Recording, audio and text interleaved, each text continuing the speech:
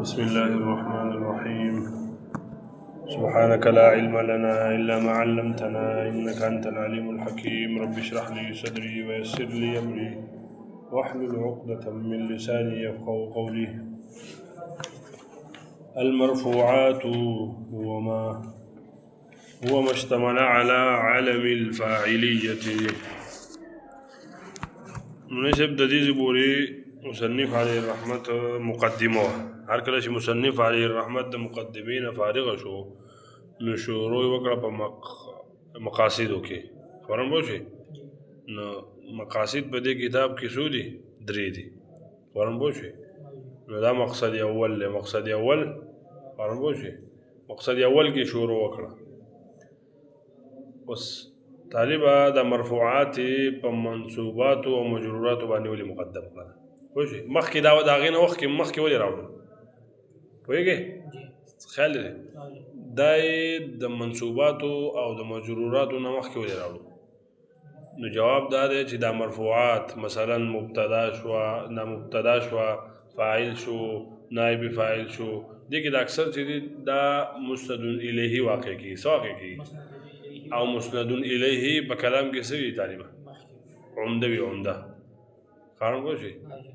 مسند الیه په کلام کې څه وي منصب مسند الیه عمده وي کنه کوشي او دا باقي منصوبات چې منصب دا مفعول واقع کی کوم دا مفعول یو فضله او زائد چیز وي خبرم کوشي نو کوم چیز چې عمده وي دا غي مقدم کول اولادی کنه کوشي مخابره ځکه چې دا مرفوعات مقدم دویمه خبره دا چې دا المرفوعات کې دا مرفوع وایو منصوب وایو مجرور وایو اعراب بسو وایو پوه شئ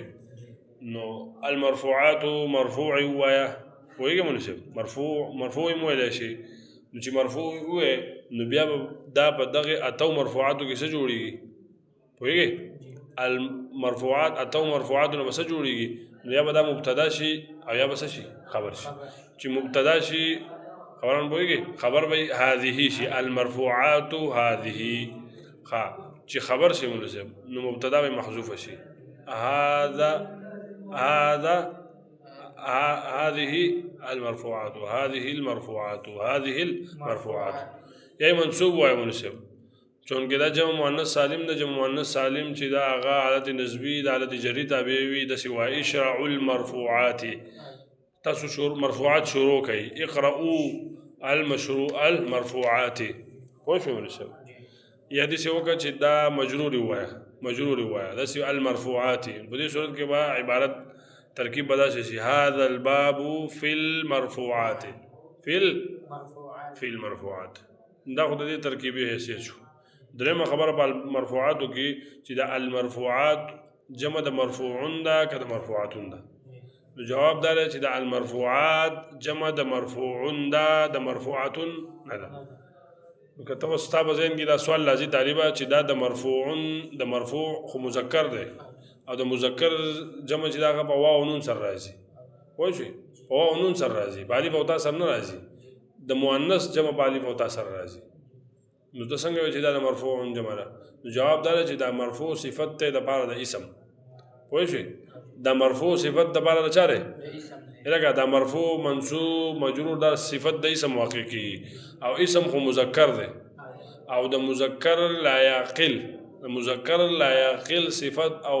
صفت پاری او تاسو سره کیږي منصب جمع کیږي سکی لکه فی الايام الخالیات فی الايام الخالیات ایام دا یوم مذکر دی کنه او مذکر لا یعقل دی نو د دې جمع په الخالیات سره تر راوړی شي خبرم پوه شي دې خبرم پوه شو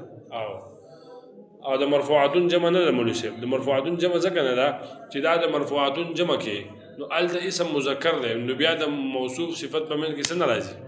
مطابقت نه راځي منصب دې په خبره باندې پوه شو نو ده وهو ما اشتمل على علم الفاعلیة سره د تعریف کوي څه کوي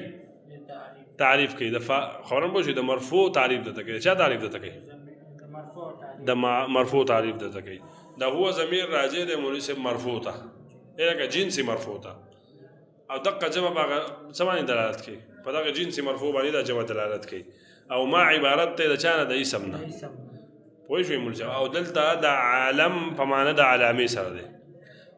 او فاعلیت صيغه د صفت ته کنه فاعل صيغه د صفت ته کنه او د صيغه د صفت په اخر کې چې او تا ولګي مول صاحب دا مصدر جوړول لپاره پوه شوې مصدر جوړول لپاره د اخر کې یا او تا لګي نو معنا دا شو مول صاحب هو دا جنس مرفوع چې ما هغه اسم دی اشتمل چې مشتمل وي على علم الفاعلیت د فاعلیت کېدو په علامه باندې د فاعل کېدو په علامه باندې فاعلیت نو د فاعل کېدو فاعل هنا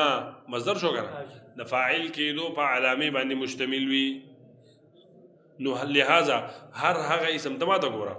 تا چې چون کې دا ریکارډ کې به بس سبق ته وګه نه ته به چې دا ریکارډ به زورم بیا څوک نه شاوري نو خلاصه دا شو چې مرفوع به هر هغه اسم ته وي چې هغه په علامه د فاعلیت باندې مشتمل وي تقریبا نو دا علامه د فاعلیت چې دا غرفه ده دغه رفع کله د ضمې په صورت کې وي لکه جاء زیدون خبرم پوه شوې زیدون کې دا ضمه ده کنه او خبرم پوهېږي یا به دا الف په صورت دا ضمه په کوم کې وي مونږ په مفرد منصرف صحیح کې جاری مجرا کې جمع مکسر کې او جمع مؤنث سالم کې په دې مفرد په دې کې به څه وي مونږ ضمه وي او دویمه علامه یې څه ده واو دویمه علامه څه ده واو بچا کې وي مونږ اسماء سته جمع مذکر سالم ملحق به جمع مذکر سالم په دې کې او الف چې په تسنیه کې ملحق به تسنیه په دې کې به صحیح الف وي دې په خبران پوه نو علامه د فاعلیت څو شوي درې شوي څو شوي یعنی علامه د فاعلیت چې دا غرفه ده او رفع په درې صورتونو کې راځي کله په صورت د چا کې وي ضمې کې وي کله په صورت د چا کې وي د واو کې کله په صورت د چا کې وي الف کې وي دیجی پورې دا مرفوع تعریف شو فمنه سره د دې مرفوعات المناسب مرفوعات تفصیل شروع کوي څه کوي تفصیل تفصیلیه کا منه فمنه د دغه مرفوعنا مناسب د دغه مرفوعنا او ضمیر دغه مرفوع ته راځي شو الفاعل فاعل نو ګوره مناسب په مرفوعاتو کې فاعل مقدم کو فاعل مخکې راوړو خبرونه پوهېږي وجه دا چې فاعل اصل له فاعل سره اصل په دې مرفوعاتو کې فاعل اصل له او اصل ولې دی ځکه چې دا جزء د جمله فعلیه دی او جمله فعلیه په دې کلام کې دا سره مناسب دا عمده وي عمده ولې وي دا تاسو بیا آینده په شرح جامع کې ویل شي خبرونه پوهېږي ها دوی موجره چې د دې د عامل چې کوم دی د فاعل عامل نه مناسب دا سوي دا لفظي وي لفظي او د مبتدا چې دی مثلا بعضو په نسبت باندې د مبتدا چې دی اصل په مرفوعاتو کې مبتدا اصل ده لیکن د جمهور په نسبت باندې د فاعل په مرفوعاتو کې اصل ده پوه شئ یو وجه خدا ده چې دا جز د جمله فعلیه ده او د جمله فعلیه په کلام کې اصل وي اصل عمده وي پوه شئ دویم وجه دا چې د عامل چې دی د عامل لفظي ده او قوت د عامل دا دلالت کوي په قوت د معمول باندې لکه قوت د عامل دا دلالت کوي په قوت د معمول باندې خبران پوه شو چې عامل قوي دی نو معمول به هم قوي وي نو لهذا قوي څیز مخکې کول پکاري کوي وهو ما اسند اليه الفعل او شبهه وقدم عليه على جهه قيامه به د دې ځای پورې مناسب د فاعل تعریف کوي د دې ځای پورې د چا تعریف کوي فاعل تعریف وهو دا فاعل دا هو ضمیر فاعل ته راځي دی خبران پوه شو اسند اليه الاسند فعل مجهول له الفعل او شبهه معطوف عليه د دې لپاره نائب فاعل له خبران پوه شئ نو دی وایي فمنه د دغه مرفوعنا الفاعل فاعل له وهو دا فاعل ما هغه اسم دی اسند الیه الفعل چې اسناد شوی دغه اسم ته الیه کې ضمیر چا راځي چې اسناد شوی دغه اسم ده الفعل د فعل وته شوی او شبهه یا د شبه فعل وته شوی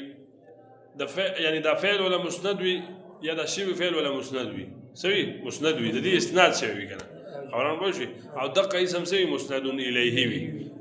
دې زبر پوه شئ فعل خو ته پیژنې شبه فعل مناسب اسم فاعل اسم مفعول صفت مشبهه اسم تفضیل مصدر دې شبه فعل په دې بنیاد باندې وایي په دې وجه باندې وایي چې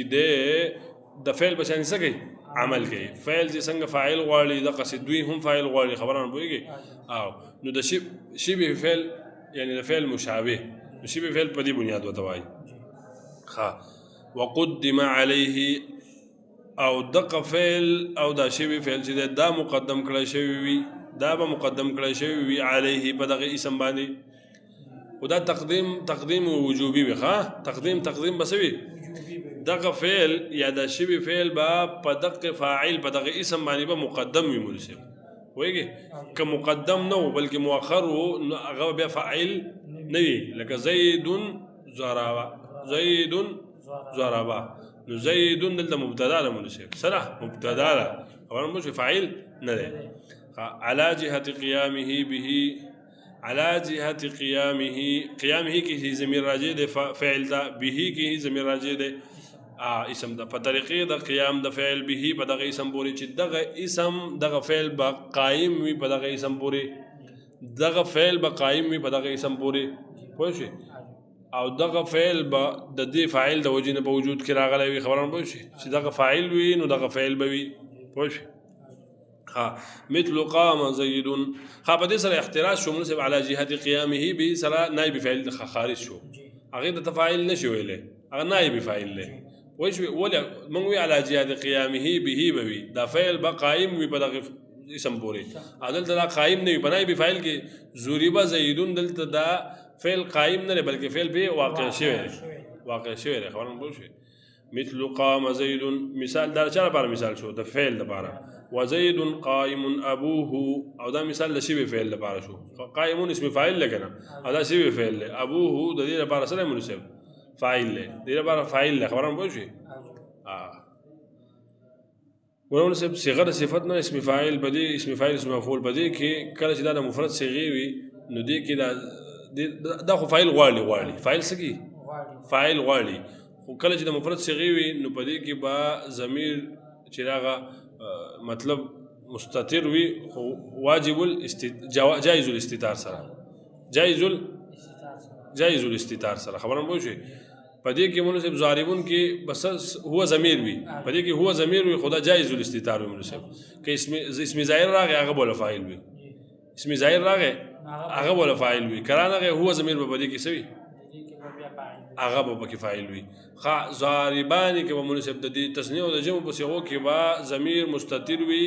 مستتر به خاطر صحیح ته کې مستتر دی مستتر نه دی مستتر دی پدې کې ولا ضمیر مستتر وي په واجب الاستتار سره د دې لپاره به همیشه ضمیر چې دی هغه فاعل وي هغه به ضمیر به څه وي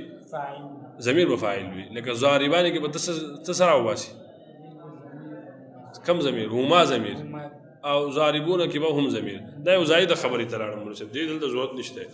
خو شو دې زبر په سبق باندې والاصل اي الفعل مناسب یو ضابطه د دې ځنه بیانې اصل دلته په معنا د قاعده سره نه بلکې اصل دلته په معنا د راجح سره او اولا سره نو دوی چې اولاد ادم مناسب اولاد ادم چې ايليه کې هو ضمیر د چې دا راجح د چاته دی فاعل ته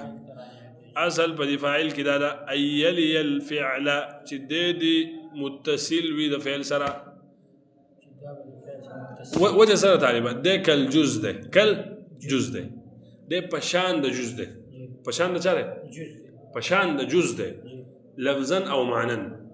نو جز خو د خپل دغه سره متصل وي کنه لکه جز خو متصل وي کنه پوهیږي نو اصل بده کې راځي متصل لفظا خدا سي مناسب لکه ضربت کې د سکون دلالت کوي په دې باندې چې دا فاعل ضربت کې ته ضمیر سره دا فاعل لګا دا فاعل دا دلیل دا په دلیل په دې خبره باندې دا سکون دلیل په دې خبره باندې چې دا د جز ده پوهیږي په یو کلمه کې مناسب درې حرکات پر لپسې نه راځي که څلور حرکات پر لپسې نه راځي دا ضربت دا سکون دلیل په دې چې دا د جز ده او معنی د څه چې دا فعل د فاعل نه بغیر فعل خو فاعل غواړي کنه نه راځي نو دا دلیل په دې خبره شو چې دا فعل کل جز ده حقیقتا جز نه کل جز ده پشان ده جز ده نو لہذا او جز ده چاره بار چې جز وي هغه سره سوي ونسب متصل وي زبر بخبران بوش خدا اولاده والاصل او راجح ونسب راجح ايلي الفعل نزديد متصل وي دا فاعل الفعل د فعل سره فلذلك د دې وجنا جاز ضرب غلامه زید دا مثال مناسب ضرب غلامه زید دا جائز ده دلته دا زیدون اگر چې لفظا مؤخر ده خو رتبتن د دې رتبه مقدم ده رتبه سره دا رتبتن مخکې ده رتبتن تا د ما وې کنه چې اصل بده کې راشي د مخ کې وي لہذا دا ترکیب جایز دی نو دا غلام هو کې د هو ضمیر راجع دی زید ته زید اگر چې لفظا مؤخر دی خو رتبتن دا مقدم دی نو ازمال قبل ذکر خوراغه خو لفظا راغه خبرم بوشي او دا څه مسله نه کېدا جایز دی او امتنع ضرب غلامه زیدا دا مثال ممتنع دی دا مثال ممتنع دی منصب دلته دا فعل د فاعل د فعل سره متصل دی خبرم بوشي لیکن بدی فاعل کې چې دا هو غلامه کې دا هو ضمیر دی دا راځي د زید ته او زید چې دی د مفعول به دا او مفعول به لفظا هم منصب لګه او دا لفظا هم مؤخر ده او معنا هم مؤخر ده رتبتا هم مؤخر ده لہذا دا ازمار قبل الذکر ده لفظا هم او رتبتا هم لہذا دا ناجائز طالب استا بالکل ذهن خلاص نشو